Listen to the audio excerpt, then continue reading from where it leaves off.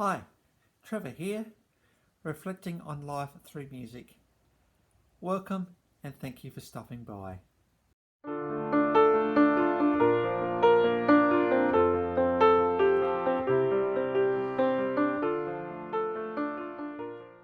Well, I trust you enjoyed my commentary on the ELO song Bluebird from Secret Messages last time. And yes, we are continuing on with the ELO story today. There's still a little bit to go because, there's just so much to this story which is worth telling. And as you probably gather, they are my favourite band, so yes, we're going to give them a bit of a go. So, as we said last time, we were in the album Secret Messages, and that was released in 1983. And it was becoming really clear now, and particularly through some of the commentary that Jeff Lynne writes in the Balance of Power album, which is the one we're looking at today. He had kind of taken ELO as far as he really wanted to take it.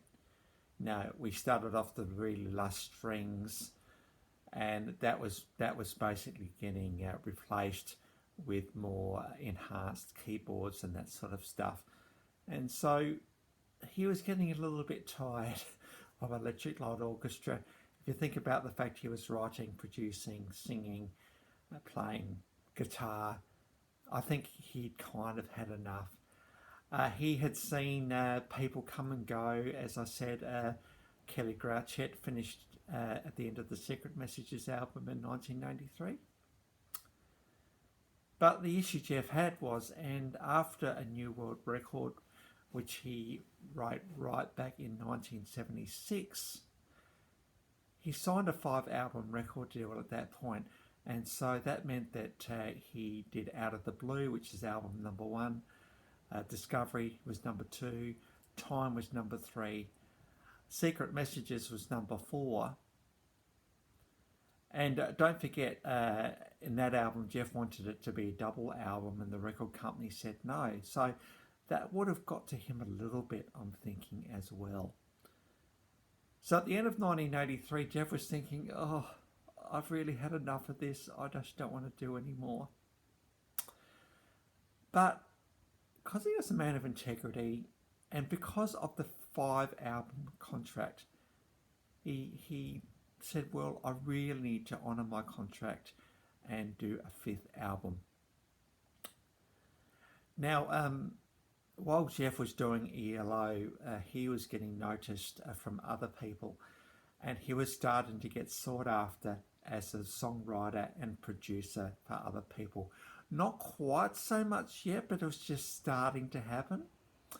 And so in 1980, we had the writing of the Xanadu soundtrack. Well, in 1984, Jeff also contributed 2 or 3 songs to the Electric Dreams soundtrack. I don't know if you remember that movie. That was a cute little movie about a computer becoming a little bit more human than probably what was thought. Very light romantic comedy. He did some songs for that. And interestingly, that movie also had Giorgio Moroder do some songs as well. Now, Giorgio Moroder is very high caliber indeed. So Jeff was really writing with some really incredible people. But Jeff needed to. He wanted to fulfill his record contract. And so he started to write a new album. He was also really, really aware at this point too that ELO was coming to an end. And I think even though he kind of had enough of ELO, there was also a sense of sadness about the fact that this beautiful thing that had been created and had been really, really successful was coming to an end. And so the Balance of Power album, which is the 5th album in the 5-album series, has some really, really poignant lyrics in it. Songs like Destination Unknown and songs like Getting to the Point and Why Is Everything So Serious, Caught in a Trap. some really, really poignant lyrics. And I think, people have hailed this album as having some of the most rawest lyrics that Jeff Lynne has ever done. And it's amazing how circumstances bring around such songwriting. Jeff was actually being really, really honest with the world, as it was at this point, and writing lyrics that he just really, really felt. And so the album, Jeff Lynne is a bit of a perfectionist, as probably most of us know, and they did think about, they had all ready to go, and Jeff thought, oh, hang on a minute, I think we need to do a little bit more production work on it. And so the album was delayed for 12 months or so, and it was released in 1986. Now, interestingly, at the same time in the early 1980s, this thing called MTV had hit the airwaves as well, and the ELO were finding themselves having to do these staged performances of some of these songs. And so Jeff admits just how hard they were, because everything had to be so scripted and so perfect. And so this is the era that ELO were finding themselves in. Music, MTV had well and truly taken over. So yeah, Balance of Power was released in 1986. And it's really quite a different sound to what I've done before. We very much had gone into sequenced keyboard style music at this point, and quite a long throw from his earlier stuff. But this album still hailed as significant in the Electric Light Orchestra story. And I must admit, I agree with some of the critics when they say this is some of the best lyrics Jeff has ever written. I would totally agree with that as well. So let's get on to the album itself. There's a couple of songs in here. The first one, Calling America, just a really, really good song in the way that the vocals and the harmonies are. It's got all the hallmarks of what makes ELO's vocal performances just so compelling. But the other song I really wanted to focus today is Getting to the Point. Now, to help me out with this particular song, I've got this here. I've got this yellow flower. Now, you might be thinking to yourself, what do you mean yellow? It's not yellow. It's not. What do you mean it's yellow? Can't you see it's red? Or purple? Or pink? Or whatever colour it might be? This concept today of getting to the point, I think, often in discussions and with people, how quickly do we try to want to get our opinion into something? Like, say, for instance, that I'm saying to you here that this flower is yellow, and you're saying to me this flower is red. Well, obviously it is red, or pink, or whatever colour it is. But the thing is, how quickly do we want to jump to an opinion? And, we're so adamant that this flower is red. And that is the overarching thing that you're trying to get across. And I'm just wondering whether there's another way to do it. And I'll just put this flower down for a tick. I remember when I was in a school, I was a chaplain in a primary school, and there was a particular issue that turned very ugly in Australia. I won't go into what the issue is because it's a little bit political, but I do remember at the time asking my employer, because part of my role was to talk to parents. And I was a bit concerned that if a parent came to me and asked me what I thought about this particular issue, I wouldn't quite know how to respond. So I thought it's always good to be prepared. And so I asked my employer, and my employer's response to was, well, what do you think? Then I said, well, I'd probably ask the parent what they thought. And my employer very wisely said at this point, they said, well, you could do that, but what about if their then after they've told you what they think, they now say to you, well, what do you think? What would you say to that? And I could see at that point how, even though I was wanting to know what the other person thought, that I would be backed into a corner. So they said this to me. They said, relationship and the conversation is everything. It's more important than your views or opinions or ideas. Relationship and conversation is everything. So with that particular issue, instead of me stating my view, what I would have done at that point is actually shut the conversation down. I would have stopped it. So perhaps the response could be instead, well, okay, help me to understand. It's probably a good way of saying it. Why do you think that? What's the reason you think that? And try to understand from the other person's viewpoint, their point of view.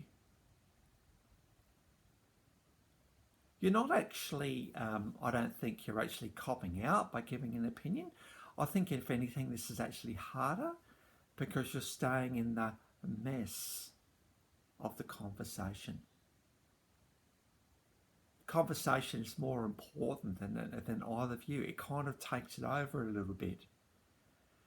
And so instead of thinking, no, as I said with this flower earlier, instead of saying this flower is red or this flower is yellow, what you could say is, well, help me to understand why you think this flower is yellow. That could be a better way of doing it than just saying it's red. I know in this particular situation it's very simplistic and clearly it is red or pink depending on your view of colour. But what the more important thing is, why the person feels and thinks the way they do is more important than any opinion that you might have. I can think of a real practical example. Say, for instance, there is a rally on the steps of Parliament House, a really vehement couple of groups of people, one on one side saying we think this is what it should be, and the group on the other side saying, oh, we think this is what this should be. How do those two people come together to discuss? It's probably not going to happen. So why not stand in the middle? You're not standing in the middle because you can't make up your mind or you're sitting on the fence. That's not what I'm getting at all here. What I'm getting at here is that you are providing a symbol, I suppose, of someone who wants to engage in discussion between the two. Not necessarily having an opinion about it, but wanting to engage in conversation because that is just so much more important than the issue. Because we learn something about the other side. We learn something about why the people think what they're doing is important. How often does conversation stop before it gets to the point?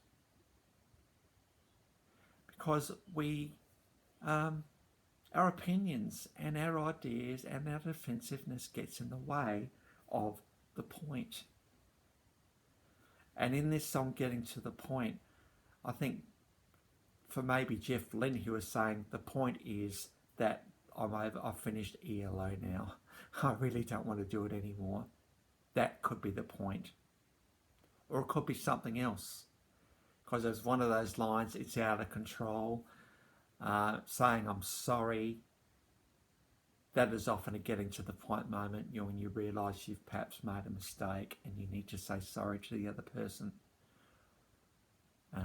That can often be the point as well. Often the point can become a bit horrible to us because we're thinking, oh, I really should have done that and I didn't.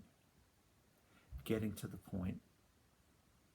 So I suppose the encouragement for all of us is If we do find ourselves in a situation where we don't agree with someone else, think about, well, what could this conversation look like? Or how could this conversation go that becomes life-giving? And who knows what the other person may think when they're on their own. And they're thinking about the conversation and thinking, well, it was so nice just to have that chat with someone. And they may come back to you later.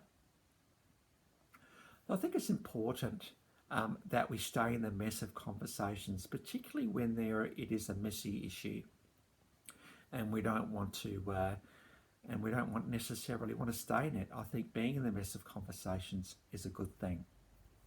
So, if you're being confronted with a situation like that now, think about how can the conversation be enhanced, as opposed to how my point of view can be enhanced. I'll just leave that one with you.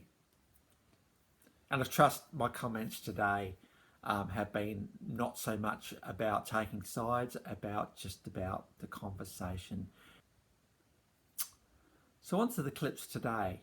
I have included Calling America. This is the official clip for that particular song. There is still something quite cool about the song. I do like the way the vocals go in this one. You've still got the typical ELO vocals and backups going on there, which is great. And I've also included the song Getting to the Point. Now, as I said previously, we haven't got the pristine live performances as we did with some of the earlier ELO songs. So I've gone for in fact, it's about the only clip on the internet, I think, in existence.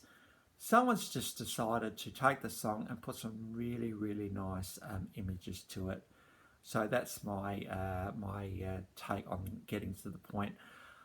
I think it really just makes the song come alive, how well these clips have been done. It's just beautiful, because in Getting to the Point, Jeff Lynne has a really good way of just creating space so we can contemplate and think about these things a bit more deeper. And I've also included a commentary to my last video when I looked at Bluebird from the Secret Messages album. So that's it for today. Yes, the ELO story has got a little bit to go yet, so we're going to continue on with that next time. And I trust you're all well, and if you had got to the end of this video, thank you for doing so. And if you like it, feel free to subscribe, and also give it the thumbs up as well. So until next time, I'll catch you around. Bye for now.